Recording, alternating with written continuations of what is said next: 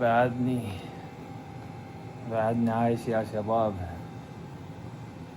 بعدني عايش. حبيت أطمنكم. وهاي الأجهزة كلها وراي، وهذا هنايا مال ألم. قلل الألم شوية شوية. أوه.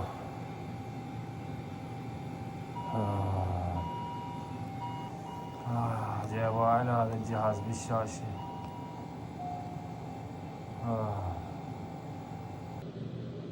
بعد أرد أطول فيلم حياتي، وأرد أسوي بعد هواي شغلات بحياتي. ما أموت هيك يعني بسرعة. تاريخ لازم أسوي.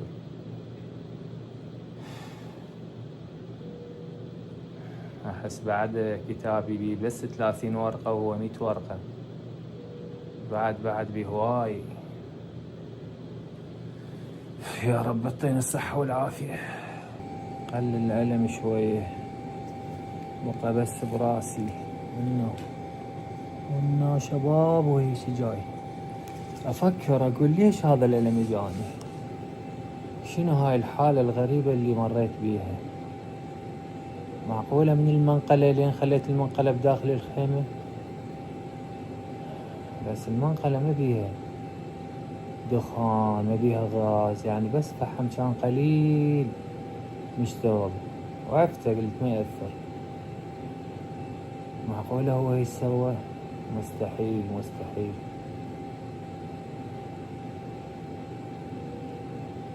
قعدت من النوم قلبي يدق سريع مو طبيعي، ومثل الدايخ مثل اللايبة روحي.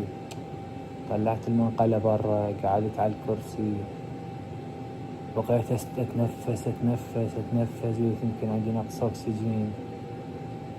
حسيت إن قلبي مو طبيعي يدق سريع.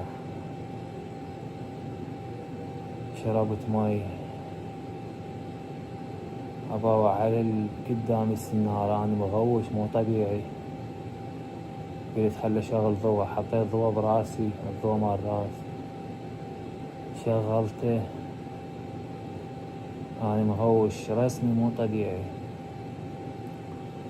قلت أخابر الإسعاف لو أنا أروح.